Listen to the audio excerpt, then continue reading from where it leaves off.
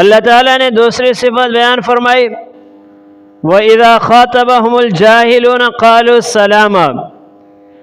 اللہ کے نیک بندوں کی دوسری صفت یہ ہوتی ہے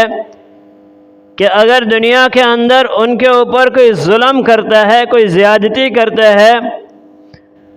ان کو کوئی برا بلا کہتا ہے، ان کا کوئی حق مارتا ہے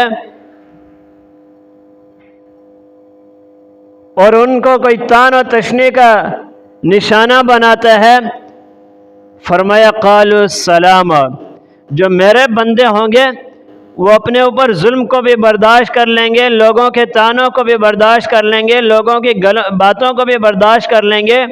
طعن و تشنیع کو بھی برداشت کر لیں گے، اور وہ آگے سے کیا رہیں گے؟ قالوا السلام، وہ سلامتی والے بن کر کے رہیں گے، وہ امن والے بن کر کے رہیں گے۔ مسلمان بھائی ہیں، ایک مسلمان بھائی نے دوسرے پر کوئی زیادتی کی، کوئی ظلم کیا، اس کو طعن و تشنیع کی، اب اللہ کا جو بندہ ہوگا، جو اللہ کا نیک ہوگا، جو رحمان کا بندہ ہوگا، اس کی صفت یہ ہوگی کہ وہ اس کو درگزر کرے گا، اس کو معاف کرے گا، اس کے ساتھ نرمی کا معاملہ کرے گا، اس کے لیے جو ہے سلامتی کا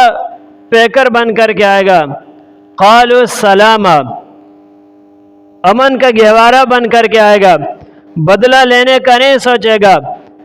اپنے حربے استعمال نہیں کرے گا، اس کو نقصان پہنچانے کا نہیں سوچے گا، بلکہ اس نے نقصان پہنچا دیا، اب نقصان مل جانے کے باوجود بھی یہ اپنے غصے کو، اپنے جو ہے جذبات کو کنٹرول میں کر کے اس کے لیے سلامتی کا،